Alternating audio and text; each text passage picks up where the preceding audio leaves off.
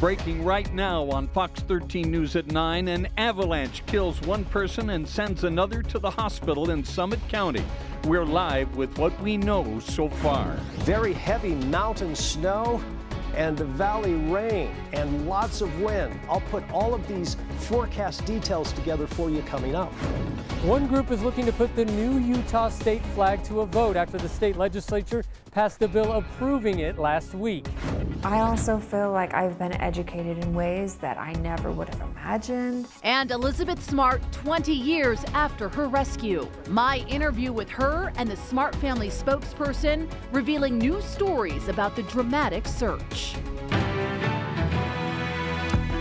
Thanks for watching Fox 13 News at 9. I'm Bob Evans. And I'm Kelly Chapman. One person tonight dead, another injured after an avalanche this afternoon along Weber Canyon in Summit County. Fox 13 News reporter Jenna Bree is live at the mouth of the canyon near Oakley City Hall. Jenna, what do we know so far?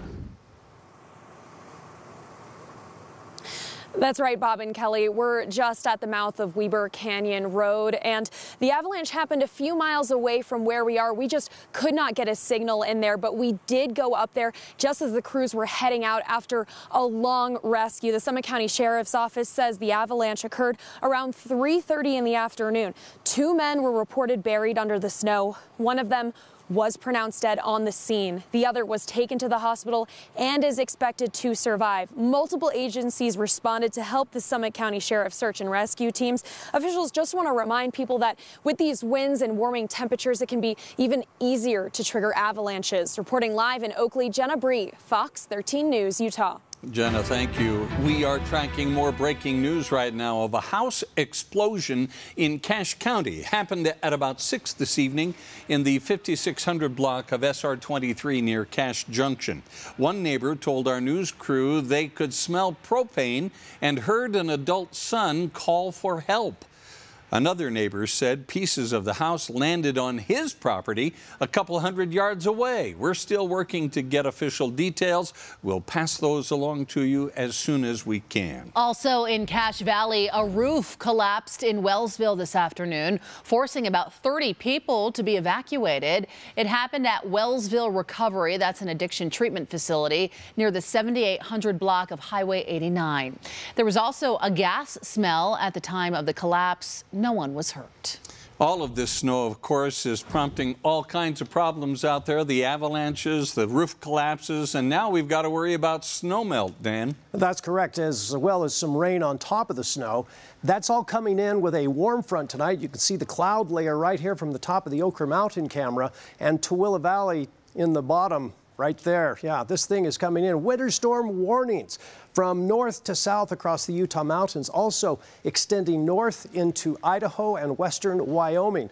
These are for as much as 12 to 24 to 36 inches of snow, and I'll show you how much rain is expected in the valleys here as we head through Friday, 8 p.m. You can see the amounts are not incredibly high, but as we finish out the cycle of storms by about 8 a.m. on Saturday, we're looking at a half to 3/4 of an inch of precipitation. Now, look at the amounts of precipitation in the form of probably snow in the high country. This is right around 3 to 4 inches in the southwest mountains, and we head up towards the Wasatch. The next 7 days, we're looking at 5 to 7 inches of precipitation. In the Salt Lake Valley in the blue, we're looking at 1 to 2 inches over the next 7 days. But the bottom line is this is all going to weigh down on the snow, and it's also going to cause some flooding problems, especially in some of our valleys. I'll highlight where I think the highest chance is coming up in just a minute.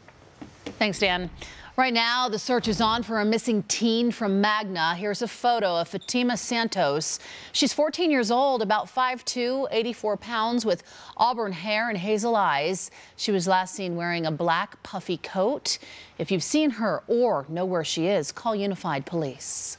Utah's new state flag is being met with both support and opposition. One group is moving forward with a referendum to let voters decide later this year whether they want the new flag. Fox 13 News reporter Chris Arnold spoke with the man spearheading that effort. We have been busily working on all the pre-orders that have been coming through since the 1st of February when we opened that up to our customers. Over at Colonial Flag and Sandy, Probably just over 100 or so in that pre-order phase. they've seen plenty of buzz about Utah's new state flag. There's been a lot of positive feedback that we've gotten from customers. Devon Simper with Colonial Flag says there are plenty of things to like with the new design. The 5 peaks representing the 5 tribes, the 5-pointed star representing our statehood, the beehive, of course, representing industry. I feel the new flag was a solution looking for a question. I don't think it was something that we needed for branding or for marketing. Chad Saunders is spearheading the 2023 Utah flag referendum, hoping it will allow Utahns' voices to be heard on the decision. This comes after the Utah State Legislature passed Senate Bill 31 last Thursday to approve the new beehive flag as Utah's new state flag. After they passed it with a narrow margin, without a mandate, we decided we were going to do the referendum. It was our way of saying, look, we think you've made a mistake. Saunders says that referendum would need more than 134,000 signatures by April 12th in order to be put on the ballot for a vote later this year. Our hope is that our legislators and the governor and those involved in leading our state will understand that the voter, right now, there's a good percentage of the voters who don't feel that they're being listened to. In the meantime, people like Simper are staying busy, trying to meet the demand for those eager to fly the new state flag in the near future. We are pushing to have about 150 of them available in the next week or two. Well, Senate Bill 31 awaits Governor Spencer Cox's signature. The current state flag will continue to fly above places like the Capitol and elsewhere until legislation regarding the new state flag takes effect 1 year from today on March 9th of next year. On the Hill, Chris Arnold, Fox 13 News, Utah. We want to hear from you. Do you think the new state flag should stick?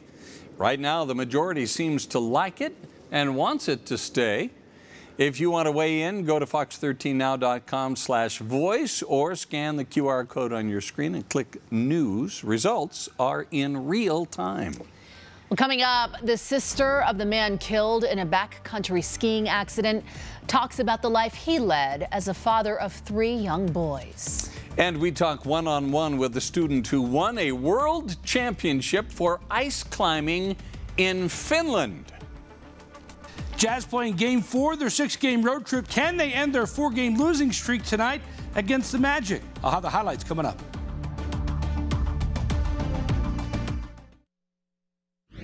Tonight, we are hearing from the family of the skier who died in a tragic accident near Brighton Resort yesterday. Fox 13 News reporter Lucy Nelson sat down with the sister of 37-year-old Kyle Mortensen and shares what he leaves behind. He was a man of God, and he was a prince among us. And I know that because of that, he is with the King of Kings. A sister without her only brother. The middle child, the only son, smack in the middle of his sisters. Nicole Barkdale says Kyle Mortensen died doing what he loves in the mountains. He was an excellent snowboarder. I have memories of him taking me down the mountain when I was learning to snowboard, and it was a true passion of his. Police believe Kyle died after hitting a tree and falling into a tree well while snowboarding in the backcountry near Brighton Resort. Something Wasatch Backcountry Rescue's Zoe Gray says is incredibly rare. We're just having like a above average snowpack year here, and so we're just seeing tree wells that are way deeper and way more of a hazard than we normally see here in Utah. She says this season it's something that should be on people's minds. It's important to just try to avoid the issue, ski with a buddy, and also just make sure people know where you are if you are skiing alone. Kyle did let his wife know where he was, only it wasn't enough. He wouldn't make it home to pick up his 3 sons that night. He was the best father they could have asked for, and I know he's watching over them. He's still there. She hopes her brother inspires others to live life to the fullest and be a kind and caring husband, brother, friend, and parent. And he knew of Christ. And because of that, I know where he is. And I know that if I live as my brother did, I can see him again. And this is not the end.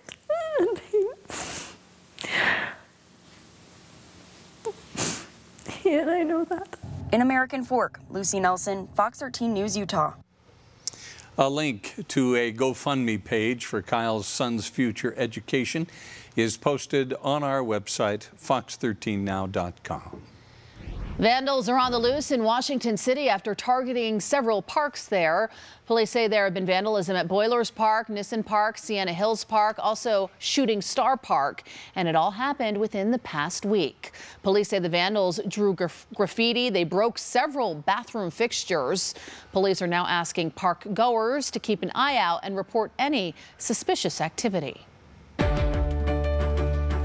Provo Fire Chief James Miguel has announced his retirement. Chief Miguel's last day will be May 11th. He's led the Provo Fire Department since 2016. Following his retirement, Deputy Fire Chief Jeremy Hedman will serve as interim chief until a permanent replacement is found. In a state full of winter sport opportunities, you can start adding a new one to the list. A local Utah boy is making us all proud in the world of ice climbing. Fox 13 sports reporter Morgan Vance brings us that story from Utah County tonight. Imagine being a world champion. Oh my goodness, he's done it. And then a year later being at the top of the mountain once again. Landers Gaydosh is now your world champion. Landers Gaydosh isn't from Utah. I was a big climber, and there wasn't a lot of climbing in North Carolina. But there is in our neck of the wood, and so they packed up, headed west, and made the Beehive home. For Landers, the magic happens here at the scratch pad in Orem. At his age, he has the potential to be probably one of the top climbers in the world. Dustin Lyons owns the scratch pad and has mentored this prodigy from Riverton through this new and ever-growing sport. I mean, he's got a strong foundation in climbing and natural talent, which is great. And then we put him on tools, and he took to that pretty well and just really accelerated very quickly. So quick, in fact, that Landers had only been ice climbing for a few months when he tried his hand up against the best of the best, competing in the 2022 U16 World Championships in Switzerland. My goal was to pretty much knock it last. You're like me, set the bar low. And then I got first in finals. Will he be able to retain his title? A great question indeed. This 13-year-old going right back to Worlds last month, this time in Finland, where he couldn't sneak up on anybody this time. Landers bringing home 2 more golds and a silver to add to his trophy case. I assume you were watching from afar with pride. Oh, absolutely. Yeah, I stayed up until 4 in the morning watching him, and yeah, texting his dad. For now, it's back to life as normal at Oker Middle School, though with a titch of fame along the way. A lot of my friends already knew, and they were watching me, which is pretty cool. From Orem, Morgan Vance, Fox 13 Utah. Wow. Very cool, Landers. I don't think I've actually seen video of somebody, climb up an ice mountain that fast. Yeah. It's like Spider-Man. That's amazing. Maybe he is Spider-Man. We just don't know it. Well, have you ever seen Landers and Spider-Man in the same place at the same time? I'll bet he could beat Spider-Man. You're probably right. Yeah, he's good. He is good. We love it when we see our Utahns do so well internationally. Well, we have a storm coming in, so let's get right to business. Here's the latest satellite review. And already some snow is coming into Nevada and parts of southwestern and eastern portions of Idaho. Heavy rain now plastering the Sacramento Valley. Interesting, a cold pocket at Redding, right up here in the northern Sacramento Valley. They've been getting several inches of snow today. So weird weather when it's raining so hard in the Sacramento Valley, the southern Sacramento Valley, and the northern San Joaquin Valley, as well as the Bay Area. They have flood warnings and flash flood watches, and very heavy snow, up to 100 inches forecast the next 48 hours in some Sierra Nevada ski resort areas. So here it comes, already entering the northwest side of the state. This will come in as some light snow, but it's not a favorable flow for the Wasatch Front. We'll be downsloping into the Salt Lake Valley. That also comes with quite a bit of wind overnight and into tomorrow morning. So right now it looks like it'll probably be mostly rain in the lower valleys, with snow climbing to about 8,000 feet tomorrow evening.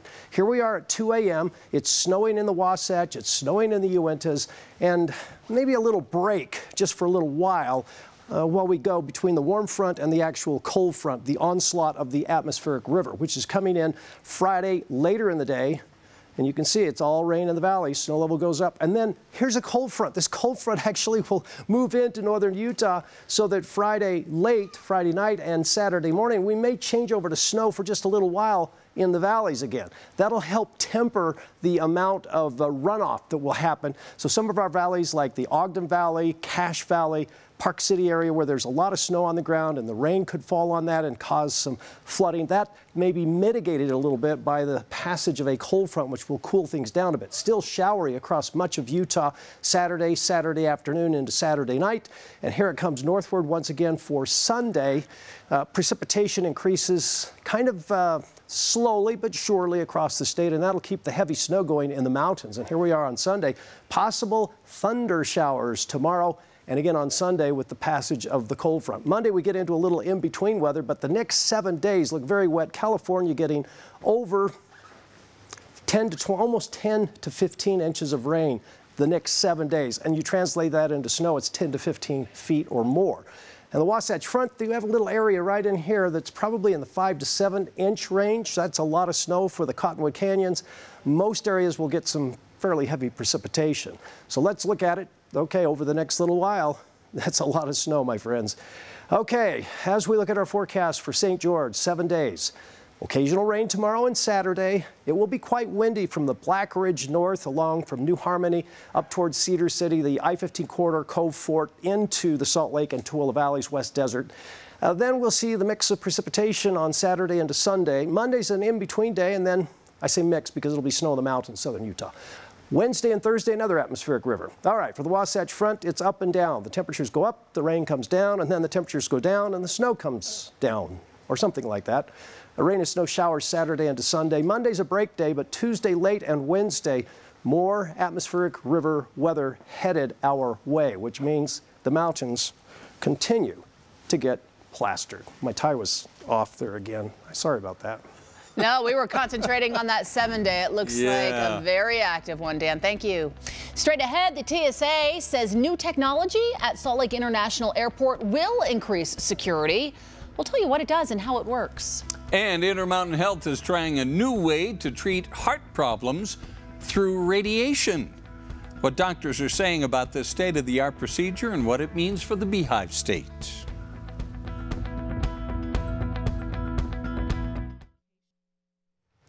Welcome back, everyone. The TSA now rolling out new technology to help tighten security at Salt Lake International Airport. It's called Credential Authentication Technology, or CAT-2. It uses a camera to take a picture of a traveler in real time. It then compares it to the photo on state-issued ID, such as digital driver's license, now being offered by the state of Utah. For instance, if you're traveling in the TSA pre-check lines as you approach, you can easily pull out your phone. It will eliminate you having to dig for things in your pockets. You can keep those in your bags, set them in earlier into your bag. When you approach for screening, you're able to just pop your phone right into your bag and you're able to go through because you have nothing in your pockets, and it'll be a much easier transition for you as you flow through. Oh, that's high tech. The machines are now up and running at the airport, but TSA is still recommending to have your physical ID with you just in case. A radiation treatment normally used for cancer patients has just been used for the first time in Utah to treat irregular heartbeat. Cardiologists and radiation specialists with Intermountain Health performed stereotactic radiation therapy on a patient who still had a life-threatening irregular heartbeat, even after undergoing conventional cardiac treatments. Doctors say this less invasive treatment provides new hope for other patients in similar situations. With this procedure, as opposed to having to go under general anesthesia and the risks of general anesthesia, the risks of a long invasive procedure where you may end up in the intensive care unit afterwards, Shannon came to the radiation suite, sat in a chair, had his therapy, stood up 15 minutes later and walked out. Shannon Brooks was the patient who received the treatment. He says he's been getting better in the weeks after. 20 years ago this week, a miracle happened.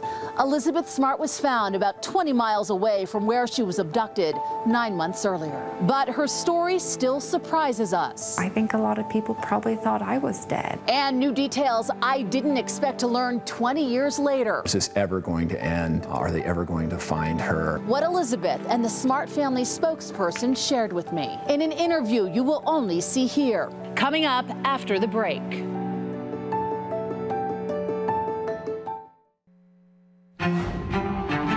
It's so weird looking back at this. A dark figure standing above me telling me they had a knife at my neck.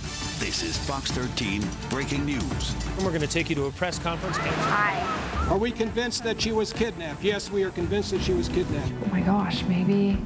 Could he mean me? That may be, you know, the person they're looking for. Elizabeth Smart has been found alive. Very freewheeling news conference down at Salt Lake City Police headquarters. It was exciting. It was a thrill for everybody.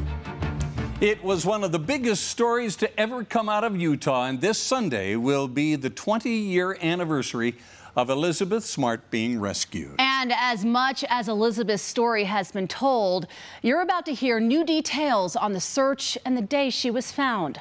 I sat down with both Elizabeth and the Smart family spokesperson who shared stories that not only surprised me, but inspired me as we take you back now to that memorable day.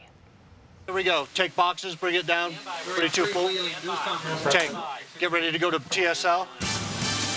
This is Fox 13 Breaking News. Let's go. Come on, you guys. Thank you for joining us for this Fox 13 News special report. Elizabeth Smart found in Sandy. I have a wonderful life, and there's every reason to believe that, like, there is nothing quite as resilient, I think, in this whole world as the human spirit. And no matter what you have been through, it is possible to be happy. It's not easy, but it's possible and it's worth it, and you shouldn't give up. Elizabeth Smart, now 35 years old, a wife, mother of 3, and a survivor.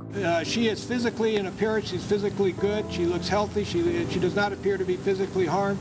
I can't go beyond that. The world first hearing her name on June 5th, 2002. Good morning, I'm Mark Wright, live in the Fox 13 newsroom. We're going to take you to a press conference. Ed Smart, the father of Elizabeth Smart, is addressing reporters. Let's listen. Abducted in the middle of the night from her bedroom in an affluent part of Salt Lake City. Well, I woke up to a dark figure standing above me telling me they had a knife at my neck and to get up and go with them. What ensued was a media frenzy and a desperate family trying to find the then 14-year-old. We still feel very strongly Elizabeth is out there. Elizabeth, we love you. During 9 months of captivity, Elizabeth was living a nightmare, while the state and nation on the other side of the story were searching and praying for her safe return. We want to continue our thanks for all those people who are out there helping us. Now, 2 decades after her rescue, the Smart family spokesperson, Chris Thomas, has come out with a new book, Unexpected, revealing never-before-heard stories of the search, family dynamics, and lessons learned during a dramatic mission to find a little girl everyone seemed to be captivated by. It's so weird looking back at this. Chris still keeps a bin full of crucial items to the Smart search. I remember seeing this everywhere. Everywhere. As family spokesperson, a role he acquired because Elizabeth's cousin started an internship at his PR firm just 2 weeks prior to the abduction. Chris stepped up to help the grieving family in need and soon became not only the face of media updates, but a critical part of the family's strategy to find Elizabeth. This right here, this was like the Bible. This is where we kept all of our media lists, all of the information, all the family stuff. Chris told me immediately after Elizabeth was kidnapped, the Smarts created a circle of individuals to lead the charge aside from what the police were doing. The board consisted of a group of men and women who were well educated and had strong opinions. Elizabeth's parents, Ed and Lois, navigating uncharted territory. So the Smarts did a really remarkable job at dividing and conquering. Lois really focused on the children and running the household, and Ed continued to work but also focus on the investigation. Several months into the empty search, it was Lois who resigned to perhaps never seeing her daughter again. She had to let go. And really, at one point, she went up into the canyon and buried her badge with Elizabeth's picture on it and said goodbye. Was there ever a time, Chris, when you thought, we're not going to find Elizabeth alive? Kelly, there were challenging experiences. I had this moment where, is this ever going to end? Are they ever going to find her? But it was Elizabeth's dad who never lost hope. Ed's faith never decreased. During a trip to New York City, Chris and Ed there advocating for missing children awareness, a father's intuition took over. After midnight, there was a knock on my door. He came in and said, I need to talk, I can't sleep. He said, call me crazy, but Elizabeth's alive and she's out there. We have to find her. Are we doing everything we can to find her?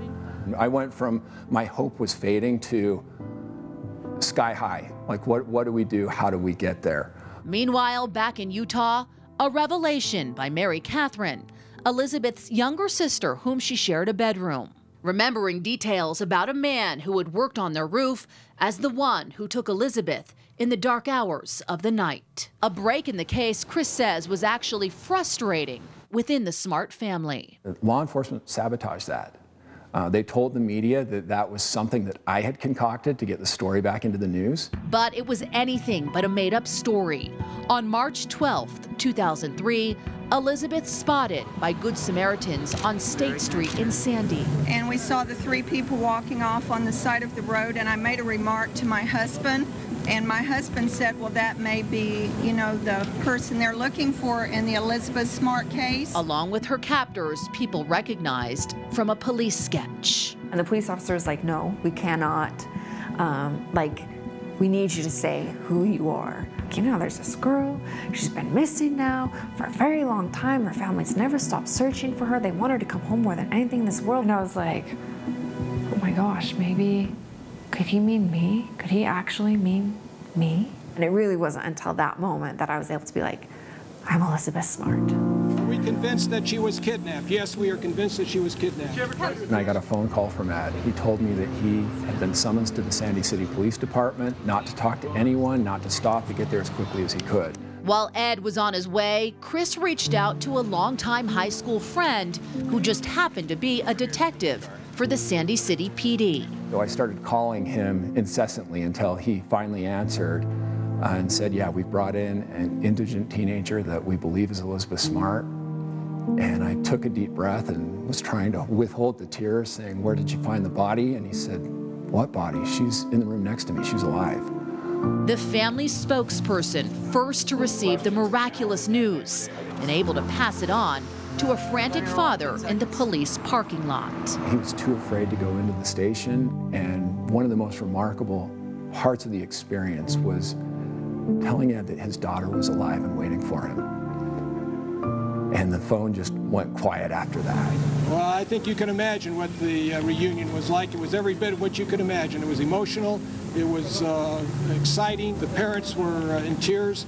I didn't know what was happening, and so my dad appeared in the room like it just happened so fast, and I mean he didn't hesitate. He just ran over and he just grabbed hold of me and was hugging me. For Chris, one of the most poignant moments was when the entire family was reunited at the police station, a joyous time where time itself seemed to pick back up where it left off.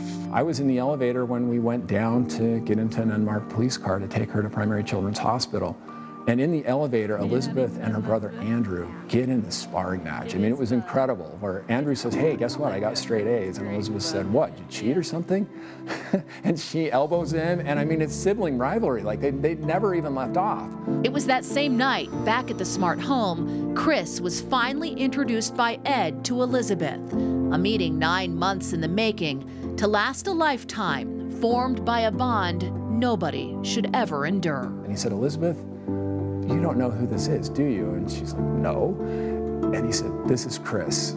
He is like a brother to me, and he should be to you too. He's been a friend, he's been a mentor, he's been like a big brother to me. Looking back now 20 years, Elizabeth, what do you hope people have learned? Everyone deserves their story to be told. Everyone deserves, their name to be remembered. Everyone deserves an ending. My goodness. Elizabeth has since created the Elizabeth Smart Foundation, where she is a strong advocate for victims of sexual violence and missing people, even creating an app. It's called RAISE, R-A-I-S-E. It can help you recognize red flags and also conversation starters there to talk about these dangers with your children. She is a remarkably strong woman. What about her kidnappers? Where are they now?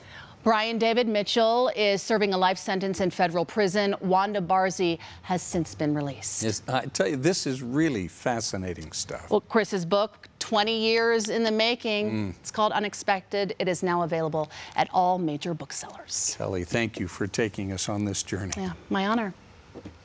Coming up, President Biden has released his highly anticipated budget proposal. What's in his plan and how Utah Senators Mike Lee and Mitt Romney are responding tonight. Well, the college basketball tournaments continue. The Utah ski team has another national champion. I'll show you coming up.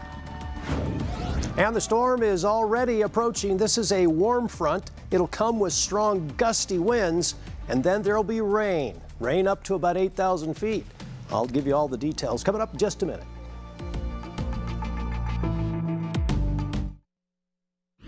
In national news tonight, President Joe Biden is previewing his budget. It features almost $5 trillion in new taxes and more than $2.5 trillion in new spending. The president plans to bring the deficit down by raising taxes on the wealthy and corporations by $4.7 trillion over a decade. Republicans say the plan is DOA in Congress. For the first time, I think, in history of the country, Joe Biden wants to tax unrealized capital gains. That is, if you own stock and it rises in value, the Biden administration wants to tax you even though you haven't sold it. President Biden knows he needs some kind of a deal with the GOP-controlled House to advance the spending plan. He says he will protect Social Security and Medicare. Utah Senators Lee and Romney both expressing displeasure with the budget proposal. Senator Mike Lee says it, quote, demonstrates how out of touch he is with Utah families. He writes, the federal government has a spending problem, not a revenue problem. It's time we start acting as responsible stewards of taxpayers' hard-earned dollars. Now, Senator Mitt Romney writes in part, quote, raising corporate taxes would cause companies and good jobs to leave America as they have in the past. Rather than aggressively beefing up the number of border agents and drug enforcement personnel to counter the fentanyl crisis, he balloons the number of IRS agents. Still ahead, why officials are encouraging homeowners to buy flood insurance this spring. The conference tournaments continue in college basketball. Utah Valley had a good showing tonight. So did the Utah Jazz. They tried to end a 4-game losing streak tonight with a win over the Magic. The highlights are on the way. Able to handle the pressure. The forecasted rise in temperatures over the next few days has renewed concerns now about flooding.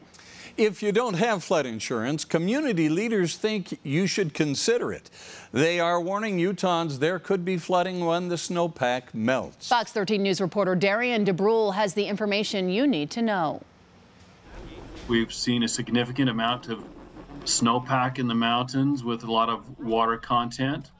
And depending on what happens this spring with the temperatures, there's definitely a potential or risk for flooding. Wade Matthews with the Utah Division of Emergency Management says his division is preparing cities, review plans and procedures, review their supplies such as sandbags and sand, and homeowners, clearing stream beds and ditches of debris for potential flood damage this spring. 1 inch of flood water in a home can cause as much as $25,000 or more in damages. Matthews and Tracy Clausmeyer with the Utah Insurance Department say now is the time to consider buying flood insurance. Typically takes 30 days once you purchase that policy for it to go into effect. Flood insurance can be purchased through the federal government, through the National Flood Insurance Program.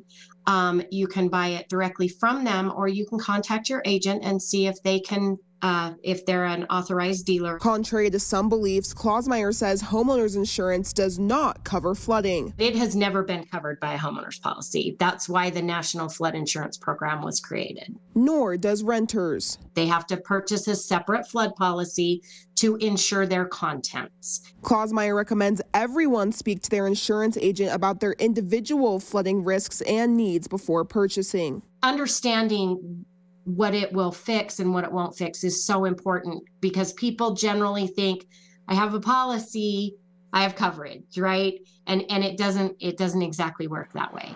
Regardless of flood insurance, Matthew says homeowners should be prepared for a worst case scenario. Store valuables, store important documents in waterproof containers.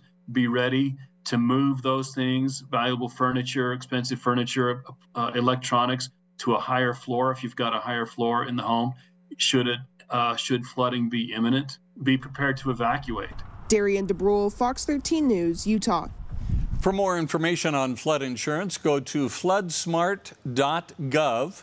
If you want more information on protecting your property, go to floodhazards.utah.gov. The Utah Avalanche Center is warning about the risk of roof avalanches for homes in the mountains. The warmer temperatures, also rain, can make those big piles of snow slide right off, which can be deadly if someone is underneath. If you do have a lot of snow right now on your roof, be careful under the slide path. Also, goes without saying, do not let children play in that area. Be extra cautious. Well, I'll tell you what, now all we need is for the temperatures to rise ever so slowly so that we don't get that big fat runoff. Temperatures and the rain will play a factor as well. Yeah, absolutely. If we were to go to average, which is low 50s for this time of the year, and just go right at average all the way through May, we'd probably get through this without a lot of flooding. The problem is temperatures are going to go up and they're going to go down, and so is the rain. It's going to come down as well. It's really flooding in California. Interestingly, though, the northern part of the Sacramento Valley has some cold air trapped, and Redding, which is at 650 feet elevation, has received several inches of snow. We're going to see feet of snow, maybe up to 100 inches at several mountain passes in the southern Sierra Nevada. And the leading edge of the warm front is coming in right now. The southerly flow is usually a downslope for Salt Lake City. I call it a hot 2, or Utah spelled backwards, kind of like a Chinook. A hot 2 is a warm southerly wind that blows ahead of a cold front. That's what we'll see tonight. So precipitation will be heavier in places like Ogden Valley, Cache Valley, probably around Sundance, as well as Park City. Now, when the snow levels get up above 6,500 to 7,000 or 8,000 feet, that could be rain in some of those valleys, which will probably cause some flooding.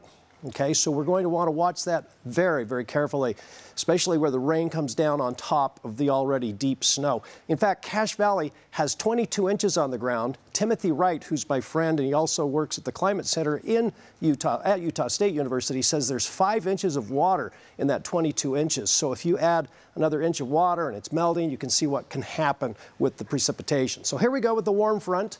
This is 2 a.m., so it'll be snowing in the mountains. We may see snow to begin with, especially north of Salt Lake City, north of Interstate 80. Not so much in the Salt Lake Valley, possibly around Alpine and the area up around Suncrest, and also up towards Spanish Fork Canyon. And then showers, off again, on again rain, with the snow level going up to about 8,000 feet by late in the afternoon. You can see it right here. Could stay as snow in Vernal because there's cold air trapped. That would mean US 40 and 191, SR 191, could be travel trouble. So please keep that in mind. Now, as the snow level goes up Friday evening, here comes a cold front that will briefly drop the snow back down to the level of the benches or even the valley floor. Now, that'll help to mitigate some of the potential flooding that could happen in Cache Valley because it'll cut off the precipitation. Temperatures will drop and refreeze. But there still will be plenty of precipitation falling across central and southern Utah, locally heavy in the mountains. We have winter storm warnings in the mountains, and this is a look at Saturday afternoon into Saturday night, and then again on Sunday. Precipitation continues as it migrates along and near this is the next precipitation producer, another atmospheric wave. So California gets slammed, 10 to 15 inches of rain with feet of snow. And here we have Utah with the potential for as much as 5 to 7 inches in the Cottonwood Canyons of measurable precipitation. Most of that comes in the form of snow, so that's a lot of snow. You know what I mean. And the next several days, you can see the 15 to 30 inch category there. Salt Lake City, it's going to be 50 with rain and very strong gusty winds tomorrow. So plan on that along with the heavy mountain snow. If you need to travel, be careful. Rain in southern Utah. Well, Friday, Saturday, some showers Sunday. Monday, 71. Another storm, another atmospheric river on Wednesday. So here we go with the off again, on again rain. Friday with mixed precipitation. Saturday, Sunday, Monday 54 and Tuesday 53. Ahead of the front, that'll be a heavy rain pattern with snow levels up to 7,000 feet Tuesday night and Wednesday. And then it'll turn back over to snow for a little while. It's just off again, on again, up again, down again, temperature-wise and precipitation-wise. The Utah Jazz played Game 4 of their 6-game road trip tonight in Orlando, trying to end their 4-game losing streak. And this one turned into a fun, competitive game. Jazz with it on the yellow jerseys, Talen Horton-Tucker and the alley-oop to Ochai Agbaji. 2 of his 14 points, Jazz led it by 6 at the half. They expanded that lead in the third quarter. Lauri Markkanen and bucket, and Wani finished with 31 points. Then Kelly Olynyk has a wide-open path to the rim. Put the Jazz up by 15 points. The Magic rallied back. It was tight in the fourth. Simone Fontecchio played well. 3 is good. He had 17.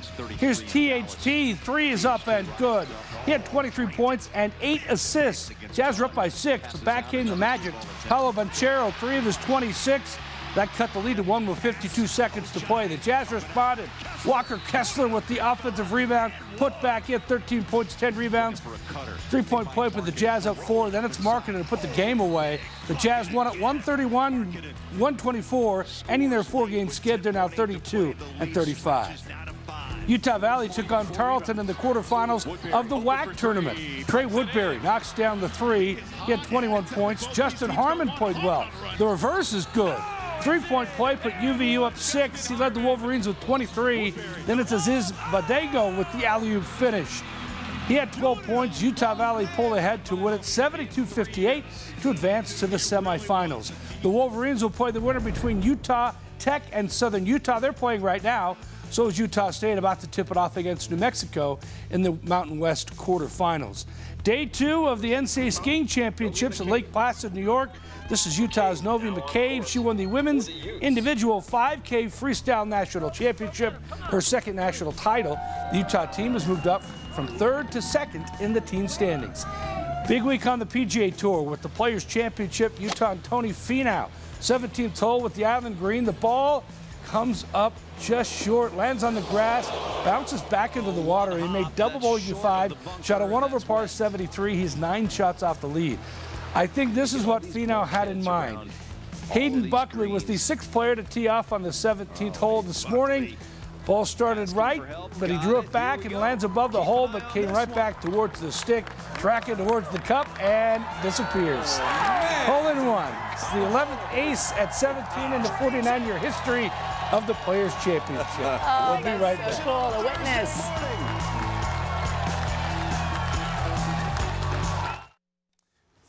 Finally tonight, adults with disabilities got to shine in the spotlight at this year's Mr. Inspiration pageant in Orem. Employees at Ken Garff in Orem funded this entire event, hosted by Turn Community Services at the Sarah Center for the Arts in town. 15 pageant contestants got to dress in tuxedos, share their talents and life with their friends, family, and members of the community. Ken Garff says they're proud of the role they could play tonight, all to make these men feel loved and welcome. We got 15 new Mr. Inspirationals tonight, I think. Thanks for watching, everyone. QuickCast up next.